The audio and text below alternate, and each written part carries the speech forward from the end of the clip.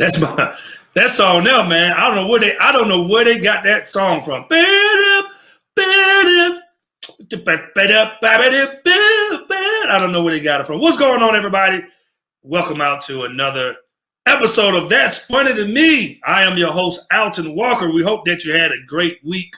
Oh, man. We got a lot to talk about this week. A lot is going on in our news. And, of course, you know, I brought in my comedic experts. I got to give it up for my panel. Give it up one time for Marvin Hunter. Marvin Hunter, how you doing, man? Good, dog. Good, bro. Yeah, what's going on, everybody? That's all you. What's going on here? All right. Next up, we got Rita Brent up in the building. Rita Brent up in the building. I'm trying to tell you, man. It didn't look lit, man. We got my Nigerian prince, Wellington Ojukwu. Power to the people.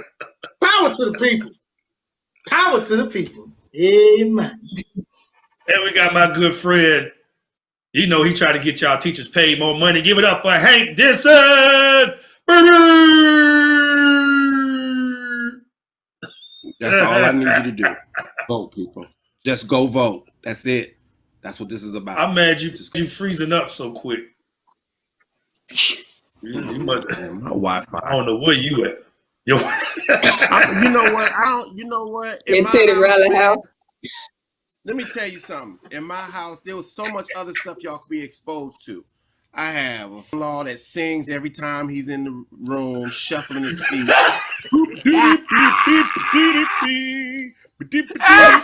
Pop, pop, huh? Then my son yelling at his PlayStation. Get through there. Yo, we on. So I have nowhere, dog. I have no. Hey, I'm right in front of the bathroom. What's your father say now? What he doing? Hey, put a shirt on, man. Get away from the butter with your shirt on.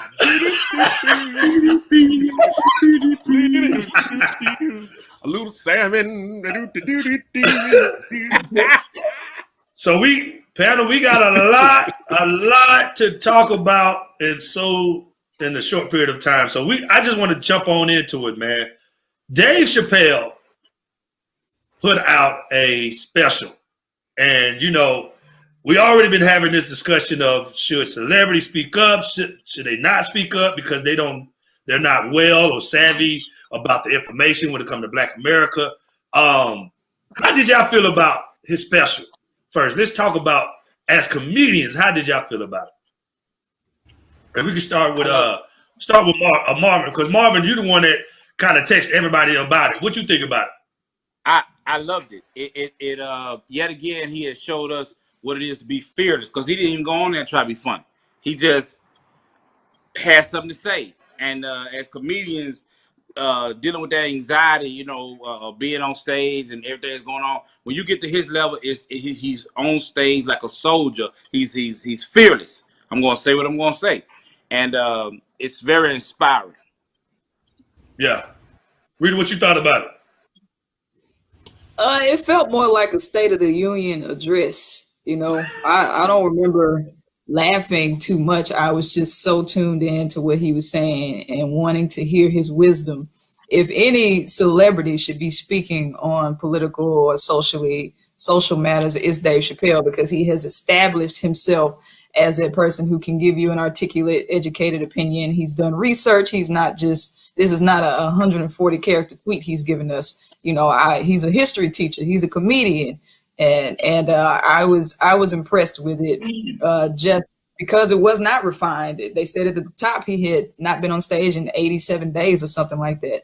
So for him to be that vulnerable and be that honest and set the tone once again with, I think that was the first comedy show in North America since the shutdown. So, I mean, he is a force to be reckoned with, and he has established himself as what I would consider, you know, he toes that line very well. Yeah. Did you get a chance to see it, Hank? Yeah. Did you see it yet? Yeah, I saw it. the correlation between the dates, that was so insightful.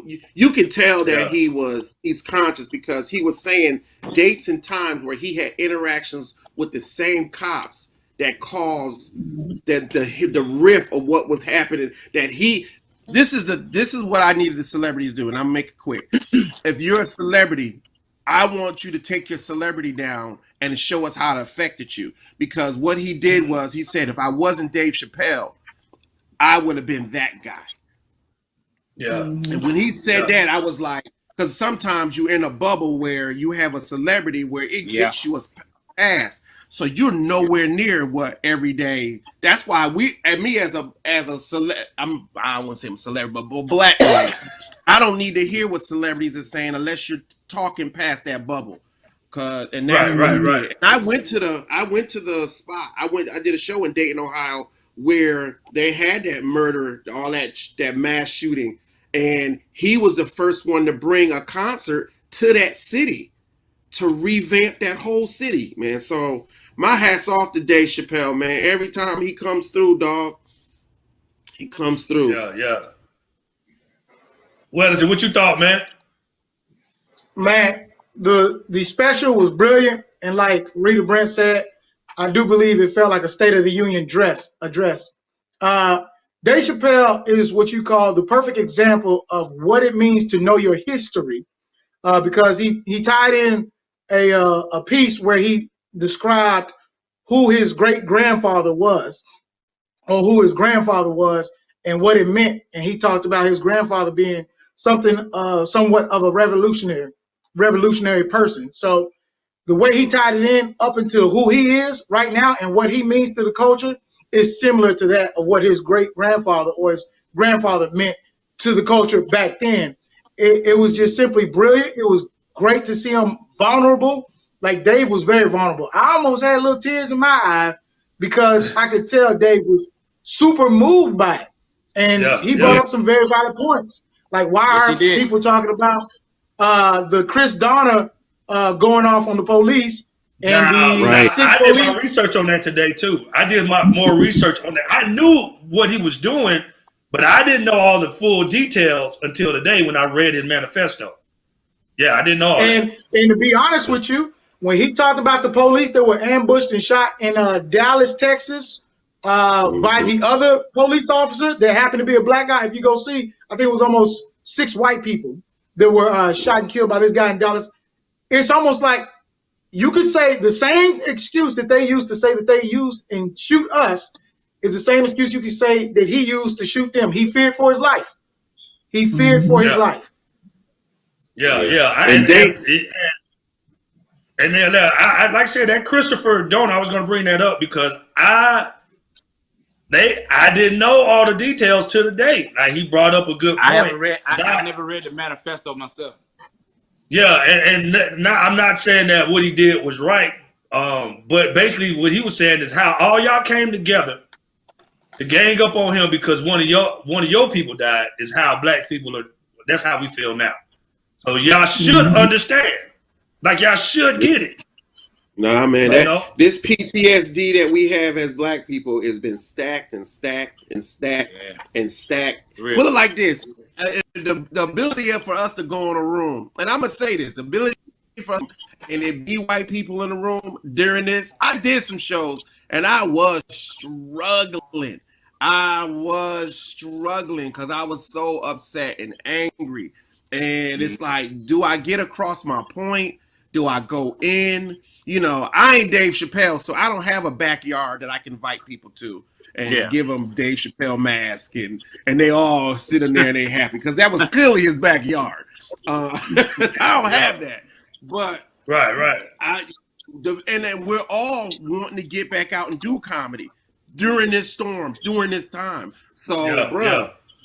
It's hard. It's hard to make people laugh during this time when you want to just. It's hard, man. It's really get it hard. out. You want to cuss folks out. Woo. Yeah. I don't be feeling it most time. Yeah. You be like, ain't nothing funny. Ain't nothing funny. Right. Like you be. I posted that one time. I cussed too. I said, "Hey, nothing funny." You know, I was mad, man, because you just don't want to. You don't want to do your job, but you know you're you're important. You know, we're needed right now, but you don't want to do your job. I have a question. What celebrities y'all think need to shut up? Terry Crews. Terry Crews. Terry Crews. And for those of y'all don't know what Terry Crews said, get back to the gym. Get back to the gym. Go lift them weights. Do your little robot dance for them people when you get on the shows. Go ahead and cut a rug. Do all that. But don't say nothing about us. Let's see if we got his tweet. The tweet that he posted that really got him under fire. Recently, he posted his tweet. I think this was last week. Let me see if he got it up. But yeah, he definitely needed to be quiet. It's like that. It's like if you don't know how to form words like correctly, don't put stuff up, man. The thing is, you don't have to be a part of every words. He's trying to cater to both sides. You know, he was trying to cater to both sides. Let me see if he got it. He didn't cater to us until he got that heat. He never thinks about the black side till he got the heat. The same thing with Gabriel Union. When he came and spoke out against Gabriel Union, well, I've never experienced any racism. Once he got that heat, then he was like, I'm sorry, I was siding with her. Same thing with this thing. Gave him my sister's defense.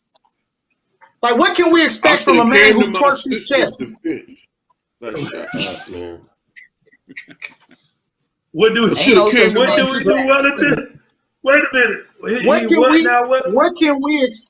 What can we expect from a man who twerks his chest every time you see him? I didn't even know that was possible, but he twerks his chest.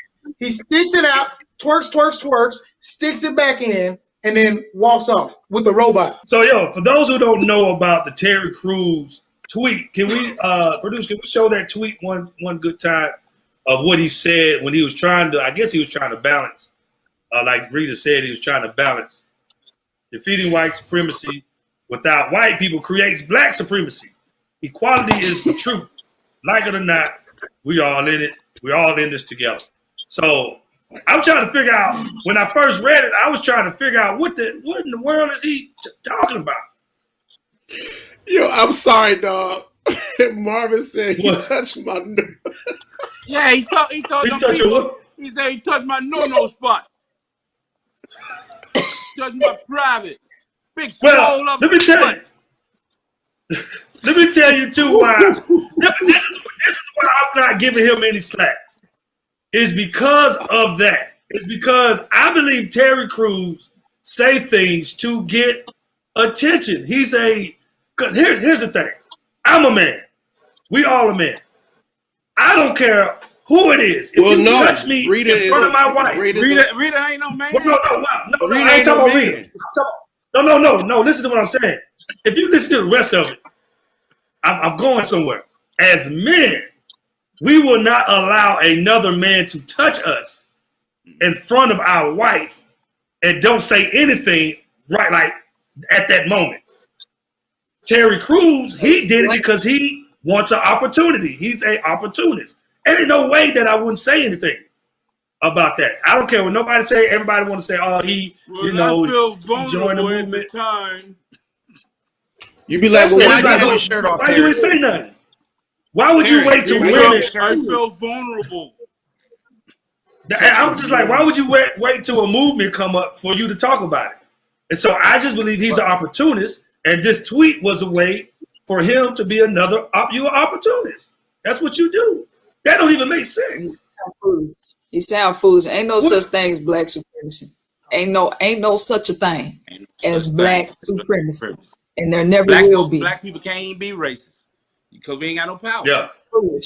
Yeah, I never understood that. Racism is rooted in superiority. Black people will never be superior. It's rooted in this idea that you think you're better than the next race. We don't think we're better than the next race. We can't. It affect their livelihoods. Racism is created because we have so much potential. The potential of our power as being racism makes racism grow. Anytime you can see that, they gonna take over. They are basing what they do to us on something that we have not even obtained. That's right. Yeah. Fear. We so It's powerful. so scary. Imagine what TikTok would be without our music. Enough. Yeah. True that. Yeah. That app, would you see them two-step into Billy Ray Cyrus, Toby Keith, Lizzie McGuire, Anne Hathaway, Meryl Streep? You see them pop locking and dance. Anybody gonna do that to Sean Ray? Who? Name one. Luke Bryan. They be nothing. They make millions, billions off of us. The existence of our music and our culture. So you know, and just a few more celebrities they brought up, because Don Lemon brought up some celebrities. He brought up Oprah. He brought up Tyler Perry. Is it needed for these people to speak up? And why do we feel like celebrities need to say something? Why do we feel like they need to over say with something? this? Put it like this: celebrities supposed to say something. Remember, the COVID broke out, and then we didn't believe it. This is the problem. We go to them for them to the vilify thing. Like COVID broke out, and nobody didn't believe it was real until Idris Elba got sick. Oh, not Idris. Idris Elba got sick. No, look, dog. We got to see these people. Put it like this: the cops show up and they don't recognize you. You black. Yeah. Right. Yeah. I feel like it's. Go ahead, Marv. No, and I'll say that I feel like during regular times you get certain celebrities step up. We need to do this, we need to do that, but it's safe because you know it's more than likely nothing's going to happen. So there's no consequence to your action. Now something is happening. I think a lot of them are scared. They're trying to feel it out, see how it plays out. But I really don't need them to speak out to let me know nothing. I mean, I got my own information. I got my own mind. I don't need to hear from Puffy because Puffy is that crap he said about voting. You know, he about as smart as a bunch. You have to earn the black vote. Stuff. You know, just like, what are you doing? You would rock the vote. Now the vote don't count. I'm a boycott. What are you doing? Yeah. I would rather hear people speak on it who have devoted their lives, like who are literally authorities on the issues, who are historians on the issues, have done the research, have been on the front lines. That's who I want to hear from. I don't want to hear from some of these rappers who can't even make a complete sentence in their songs. Tour. Well, like what they gonna say? What are they gonna say of importance? Now, if it is a personal account of something that you have experienced, okay, share that. That's different. But no, I don't want to hear from just these random folks because they people just like we are. We got to stop glorifying these celebrities. Period. Yep. And people are stupid. So celebrities are stupid too. Just because you got a talent don't mean you're not an idiot because you got a talent. So I don't need to hear from Kylie Jenner. I don't want to hear nothing about Kylie Jenner. I don't care about how she think about nothing. Nope. When I say this is 100% correct, when she said, I want to hear from people who are devoted to the actual movement, absolutely right. Nobody wants to. Will Smith is a perfect example of someone who rarely speaks on black issues. He ever said anything yet either? Ever. Will Smith doesn't want to look. This is how committed he is to not speaking on black issues. When he talked about his bucket list, he would rather dive out the sky with a parachute than speak on the black issue. That's how committed he's not to not speak. Will Smith got a bucket list of 100-some things to do, and speaking out on black issues ain't one of them. It ain't even zero of them. And you know what though? And I respect that. At the end of the day, I think we're learning that it may be a good thing. I think absolutely after all these celebrities say some of the silliest things, the most ignorant things, I think we're at a place where we should have applauded Michael Jordan when he was trying to be quiet. Like, he don't know this. He don't know. So let's stop. And now that he's saying stuff, they tearing him down. Right. You can't satisfy people. Now, Will Smith did post the black square. Wellington, he did post the black square. Okay. Oh, well, tell him I said thank you. I know that it hurt that it wasn't on his bucket list. It hurt him. And he did post Michael Che video. I saw that. He posted a Michael Che video. But this is like the first time. I don't even think Will Smith knows what's going on in the community.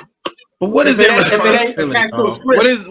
What is their real responsibility? Like, why are we giving them so much? Why? Because they making money. They on TV. What are we making them responsible for? Like, they're not the governor. They're not the mayor. They don't make any decisions in our life, how we raise our family, how we feed our family. Why do we give them so much on their shoulders that they're so important? Like, I don't get it. Because in the long way, anytime something that happens, they're not showing up. We don't see them. So why is it now it's even worse? They've been shooting and killing us. So we can go back to Harry Belafonte is the only one I know that has something, that does something, and speaks up for black people. Then we had Dick Gregory. Yeah. Like they write books. We had James Baldwin. There's a few that we know that show up and rock. But ain't that many. So why we expect these new actors, these new dudes to do something? And we have more followers.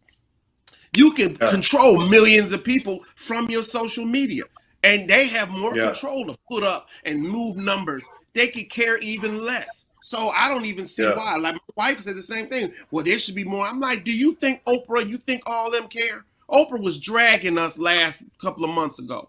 Gail was whatever Snoop Dogg called her a couple of weeks ago. The thing is, they not whatever you call them. We can't say that here. But no. But what I'm saying is, we give them so much responsibility over our lives. Like, I don't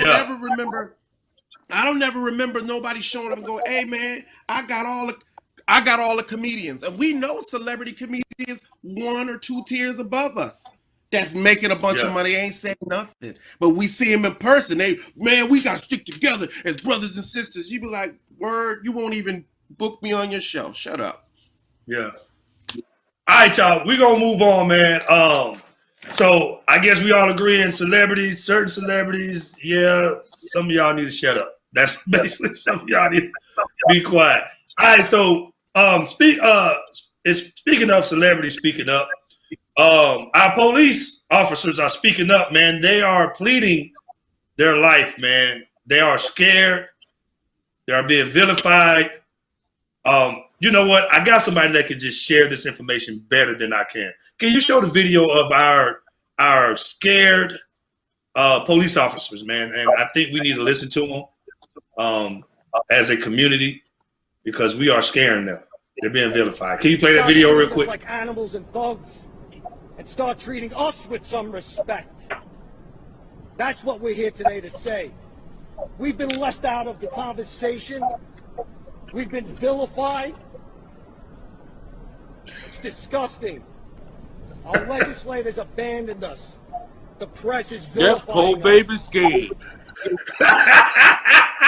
Hey, hey, would you say that poor baby scared? You see the little black guy to the left with the sweatsuit on? No, I didn't. I didn't see no black people. Yeah, I didn't see no black people. I didn't. Black dude standing. He had sunglasses on. I saw he had Adidas. I've been looking for a black dude to be there. Let me tell you something. If you're scared, guess what you could do, Mr. Cop. And I understand that I got cousins that are cops, but guess what you could do, Mr. Cop, man, that I can't do? You can take your uniform off and be all white. How about that? And you safe again. Yeah. You never get. I was so shocked at that, man. It sounded like he was talking about black people for a minute. If you close your eyes, did you see the little black dude hiding though? He was like this. Look over here. Black dude. Look, see behind the. Oh, I see him. He behind the dude in the blue. And to the left, to the dude in the blue shirt. Look, he got sunglasses. He pointed out. Made me come down here. Hey, he had him behind his shoulder. Y'all didn't see him to the left. Hey, like wait a minute. I wish I could zoom in on him. He's behind it. He's to the left, and he's hiding behind the dude's shoulder. Who's behind him?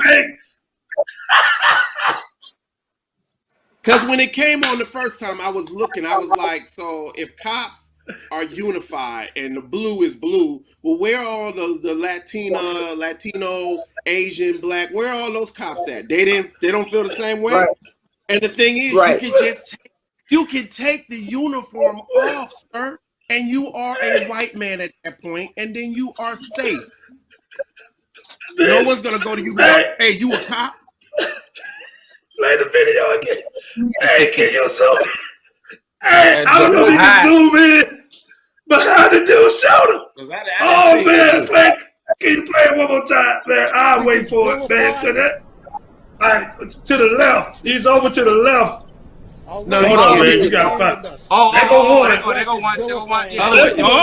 at it. He ain't even paying attention. He looking it's at the another other one. guy like, what we doing here? What are we doing here?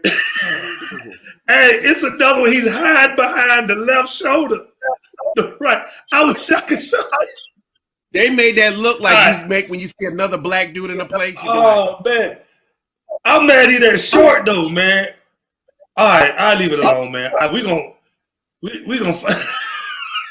Rita, how you felt when you saw that video? All right, Like so go to the left. So hold on.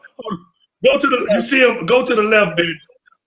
To the left for the. You even gonna see his areas to be his head peeking out? There you go. Zoom in. He's scratching his shoulder, right behind the scratch shoulder. If you zoom in, he got sunglasses on. See his arm? He got sunglasses. Go to the left. No, the other way. Keep going. Keep going. He ain't gonna find him. Nah, he gonna find this. These folks gonna wait on this, because when y'all see it, y'all gonna laugh. Keep going, man. I don't know who the publicist is for these. I don't know who the PR is for these cops, but he should have put some black cops up front. This would have made sense. The other way. Keep going the other way. I got to let y'all see this, man. Yeah, you gotta probably play the video. His head. Play the video. Play the whole thing. It's probably on the other part of the clip. This is so great that I want the people to see this. I have to take the time. All right, so you see that dude to the left? He's gonna scratch his shoulder. He's gonna scratch his shoulder, and you're gonna see a little black head hiding from the camera. He ain't trying to have no part of that. He's like, look, you see his head right there looking around. Right there, he about to scratch his shoulder. Right behind him. Zoom on the dude right behind him. If you other way. Yeah. There you go. There you go. Yeah.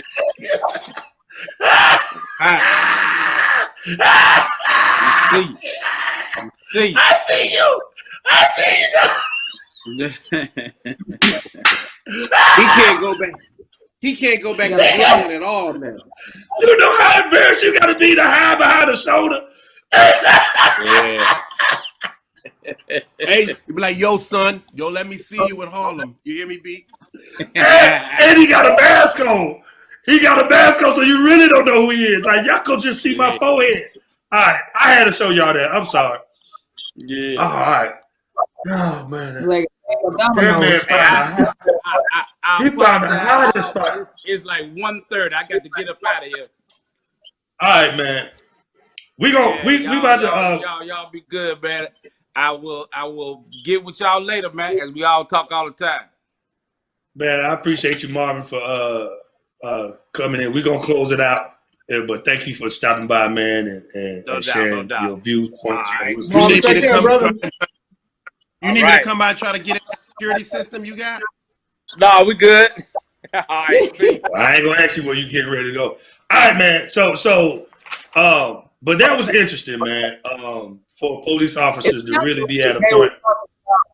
Black people, Alton, like you said, when he talked about animals and thugs, that's the exact same language that Trump uses when he's tweeting about us. And oddly enough, it's what Trina used. That's the language she used on the radio. Trina called black protesters in Florida animals. And so it's always that we are subhuman. We are less than human. And so I'm like, well, maybe you can relate. Maybe you can finally relate to how black people be feeling, how they be treating us. If you feel like an animal and a thug, how you think we feel? It was contradictory and quite ironic. Yeah, it's quite sad, man. Wellington, how you felt about that, man? When I first saw the video, I'm not gonna lie, I thought that was Bilbo Baggins from the Shire speaking at a fully. I thought that was a Klan rally, and they sheets was still at the dry cleaners. It was sponsored by Papa John's bold, spicy, bigot pepperoni pizza. What we saw, Bigot pepperoni pizza. bigot pepperoni pizza. What we saw was an unofficial Klans rally. That's exactly what that was. The black guy that you were trying to find was also trying to find his way out of that scene. That's what you saw. He didn't know what it was going to be. He said, That's what it looked like. They like domino pieces. You had two black dots on the domino piece. I don't know. Hey, how did you find that dude, man? Because when I saw it the first time, you know, anything I see, like my wife says, I don't know why I do this, but I see there's enough of us for a lot of stuff to hit TV, and there's never any black people. Like there's never a black face nowhere, and I don't know how I purpose. I'm from Massachusetts, so every time I go somewhere, I'm looking for the other black person. That's always been my thing. You know what I mean? Just because if I'm taking this in and I'm here. Ain't nobody else want to see this? Come to do this? So when I was watching it, I was like, well, if they cops and they representing police, right? And you want us to stand with you and stop treating y'all like thugs and blue lives matter. Where were the darker blue lives? Because there are darker blue lives. And like I said, I think some cops, you know, some cops were in danger. Some cops, you know, their lives are in danger. They should be safe and stuff like that. But, bruh, this ain't the time for you to come out and say, oh, we need to be treated this. Dude, you have tanks, guns. They busted that girl's open with rubber bullets. We just watch. We see so much stuff happen. But all I can come back to is you can take the uniform off. Yeah. I can't get this. This is it. Like wherever this show up, it stay like this. It actually get darker in the summer. I don't even, you know what I'm saying? So in retrospect, what do you want us to do?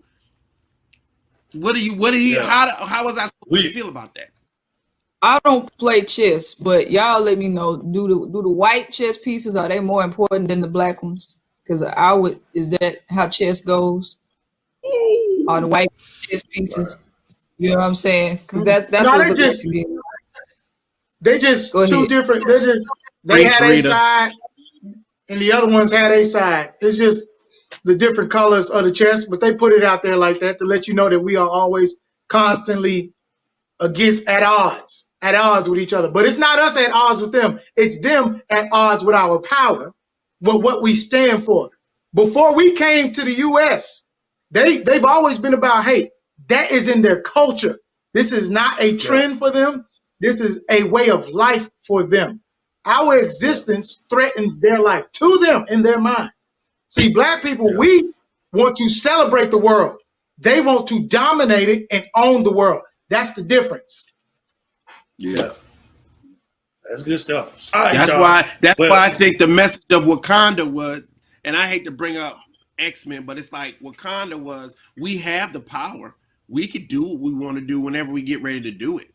But we like rocking in our collective unit. Like we like the way we rock here. We ain't trying to mess with nobody else. If they don't mess with us, we good. So, you know, everybody invited to the cookout, long as you don't cause no ruckus. But Wakanda didn't invite nobody to no cookout. They didn't want the world to even know they existed. That's how if we as a black community pull that same ideology into our communities, like we're not inviting nobody to no cookout. The cookout is indefinitely over. Done.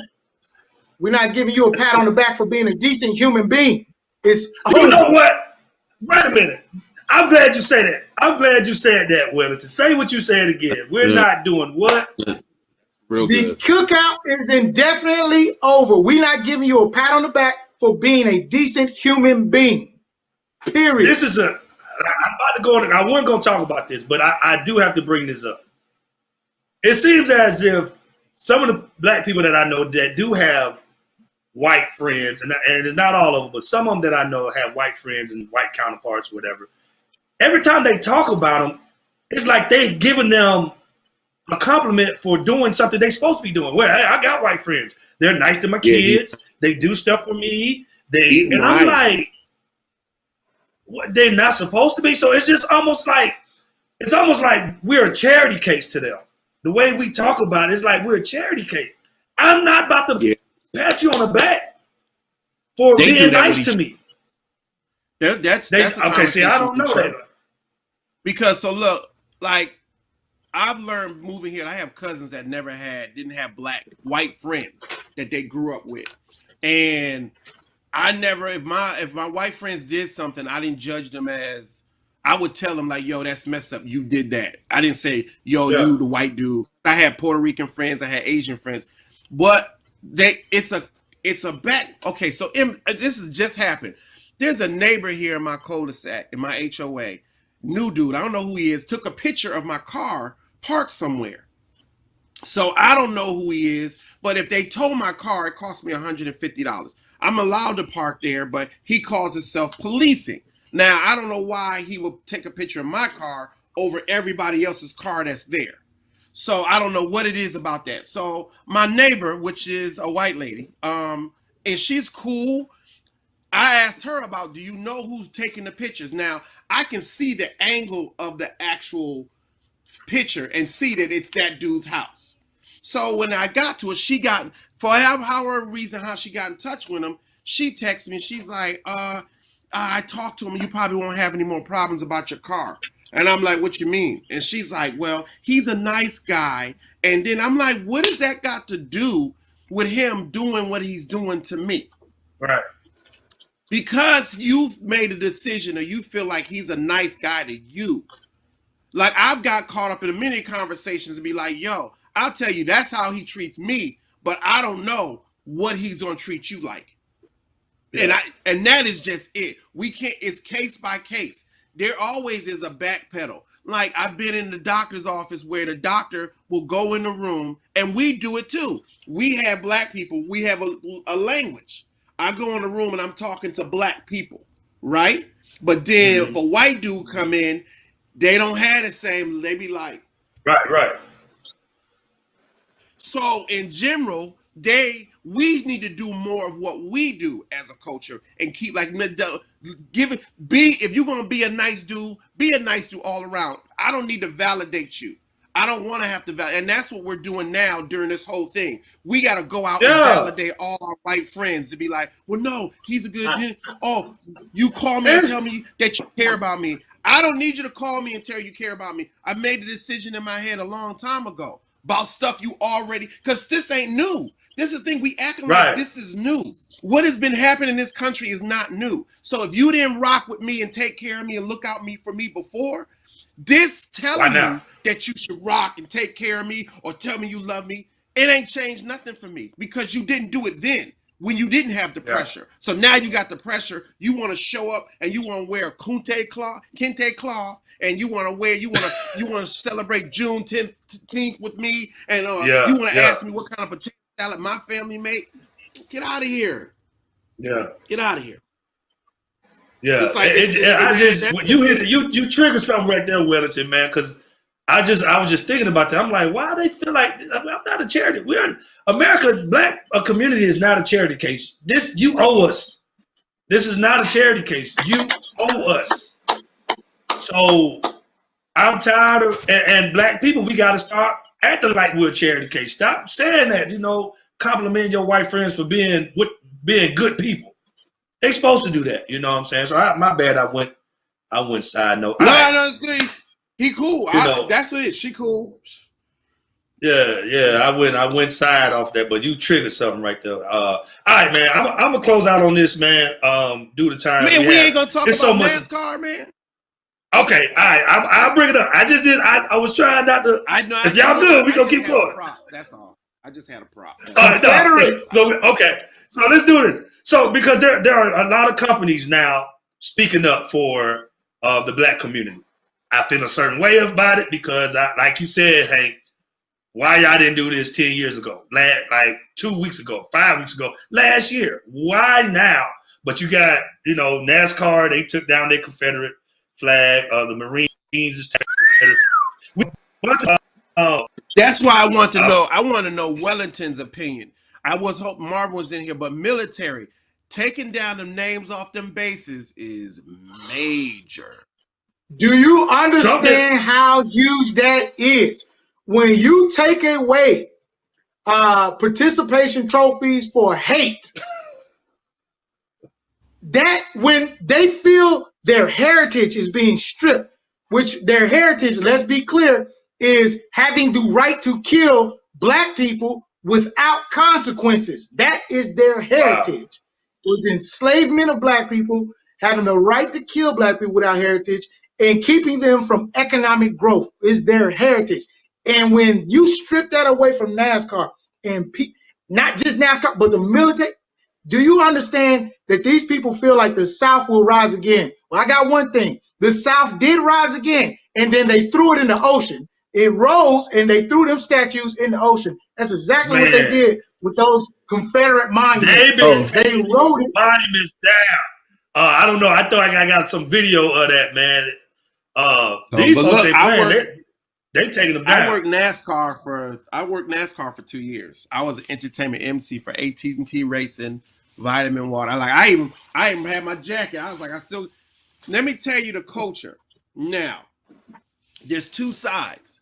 There's people who say the Confederate flag is just like being handed down recipes from their family, like heirlooms, and that's the story that you'll hear. Like, oh, we grew up in it, and I always ask, grew up in what? What was it that you're handed down? That like there's a recipe for hate. What is the recipe that goes with it? Because why does it trigger? I'm from the East Coast, so why does it trigger my father and people from the South? My father's from Americus, Georgia. Why does it trigger him when he sees that flag? What has been handed down that hasn't changed since it's such a culture?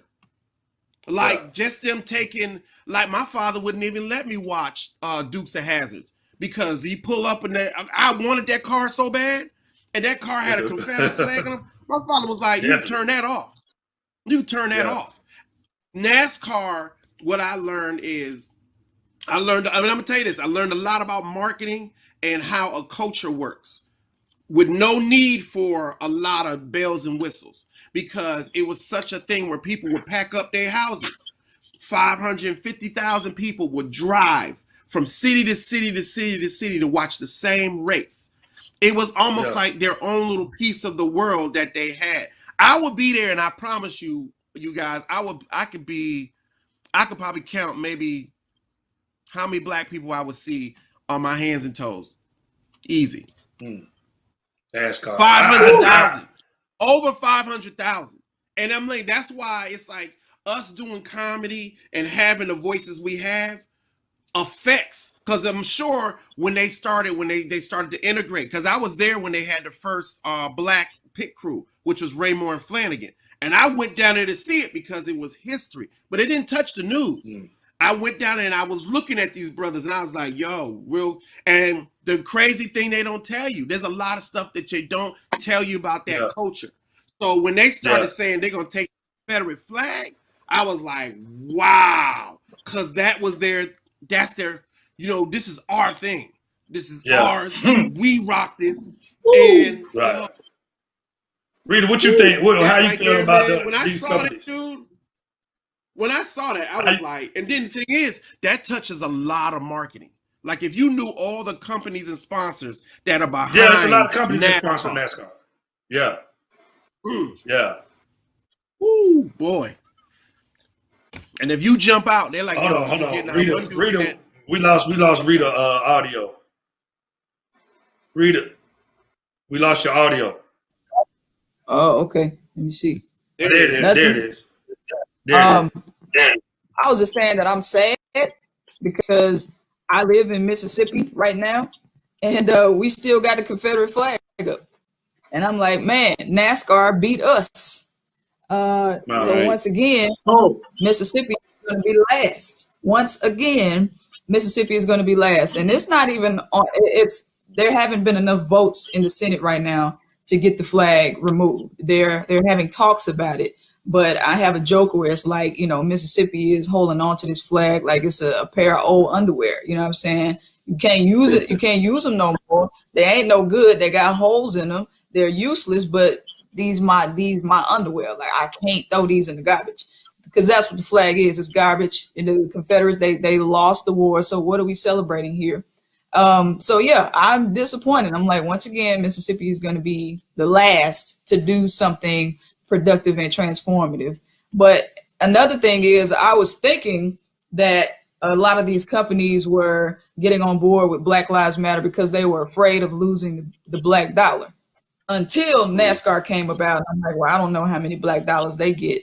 But just like with Starbucks, you know, Starbucks 2 days ago, they were saying none of our employees can wear Black Lives Matter stuff. And then the employees said, well, y'all let us wear LGBT stuff. And then they were like, okay, we changed our mind. You can wear Black Lives Matter stuff, you know? So I think most of the time, it goes back to money. And a lot of these companies are afraid of losing the black dollar. But if we would circulate the black dollar in our own community, they wouldn't even have that much power over us. Which allow, like you said, which allow us to know how powerful we are economically. For them, for a company to do that, that means NASCAR probably they got some black dollars where and maybe they don't. Maybe they just did it out of their. No, there's black NASCAR fans now. Like this is dominating a lot of energy. But you got to think about trends, how much we touch commercial dollars. Like, it's put like this. If you just think about, like he said about TikTok. If we didn't touch TikTok, in fact, if we didn't touch Instagram, what if we decided like we don't want to do IG no more? You look at what kids being at home and using Zoom did for Zoom. Like, we wouldn't be here right now doing this if it wasn't a such thing as Zoom. Because we wouldn't have this idea to do video conferences and make shows.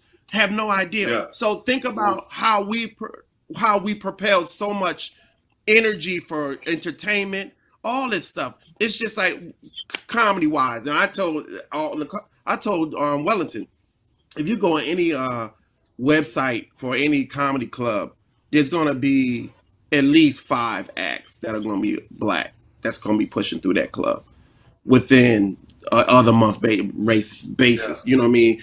We fuel entertainment. Instagram, DJ D Nice, come on, 1 million people in the night. That's not who else? We're going to get the kid Pauly D. Can Pauly D do that? What other DJ you know that was going to do something like that? That was going to move to Instagram and shit. The verses, Teddy Riley versus whoever. Even if you don't get the sound right, how many people show up? 780,000. Erykah Badu. We push the culture through their mediums. Yeah. All right, so I'm gonna close out briefly with the Nancy Pelosi kneeling with the kente cloth. Wellington, how did you feel? Can I just say this one quick thing about the Confederate? This is how huge them stripping the Confederate symbols away is. In Germany, it is illegal to have certain Nazi paraphernalia of art hanging in areas. It is illegal to have that. They know that the history behind the Nazi flag and the Nazi symbols is bad, and that it means nothing but horrible things, and that it stands for nothing but bigot and racist ideology. And they know what it means, so they've taken it away, and they've even made it illegal. So that's why I say salute to the people, and understand your dollar as well, because companies are the only thing America understands is money. That's the only language white corporate America understands. Period. Money.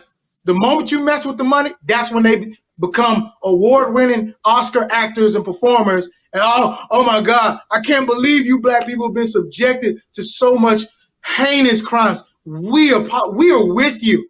They just started being with us 2 weeks ago. This been going on for over 400 years. So that money shifted. Keep that black dollar in house. But go ahead. So we got like 2 minutes. I want to briefly talk about this, and then we're gonna get out of here. This Nancy Pelosi taking a knee in the kente cloth. Rita, how did you feel about that moment right there? Look at him down there. I wasn't angry. I wasn't angry. I was looking at how they were wobbling. You know what I'm saying? They were really struggling on that one knee. But I wasn't angry about it. I just thought they just looked real goofy. You know what I'm saying? Because I'm sitting here thinking they don't know the meaning behind the kente cloth. They don't know the origin of it. They don't know what went to it. They don't know any of this. So it felt like mockery a little bit, but ultimately I thought it was goofy, just goofy as hell.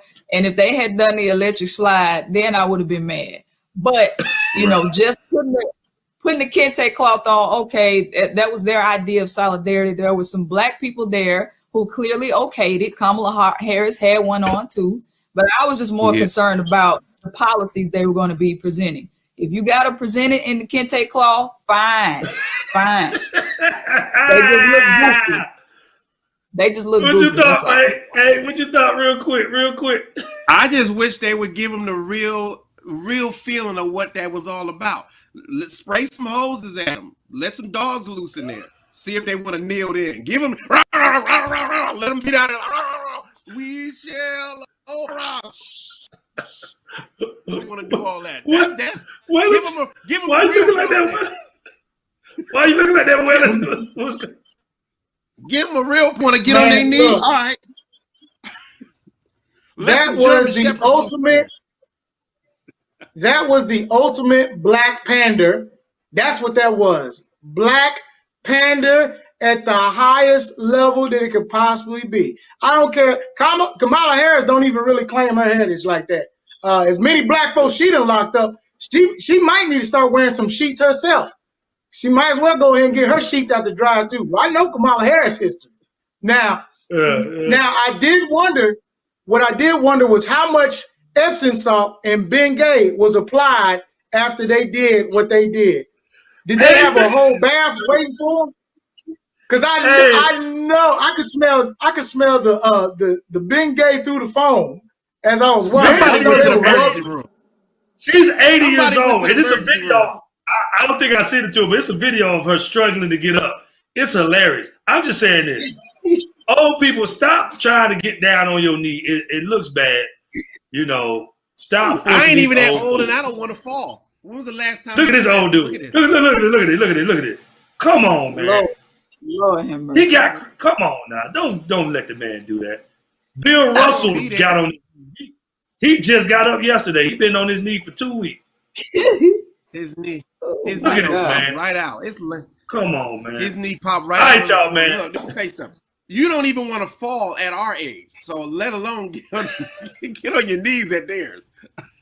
Listen, man, thank y'all so much again. Look at Bill Russell. Bill Russell just got up. He posted that 3 weeks ago. They said he just got up. And he looked like his face looked like he's struggling. Hey, y'all, man. Thank y'all, my panel, for coming. Appreciate y'all, man, for coming in and giving me y'all expertise. We had so much to talk about this week, and I just want to, again, thank y'all again for another great episode of That's Funny to Me. Listen, tune in every Tuesday and every Saturday. We replay this. So tell a neighbor, tell a friend. These are great comedians that are just not funny, but they are well known and intellectual. And when it comes to, I was trying to figure, you know what, Bumper? Because I know Hank is about to say something crazy. You should write an outro. I should have wrote that outro down. I didn't know what I want to go with it. But I'm a comedian, so I can get by with it. I was going. I don't know what I was going.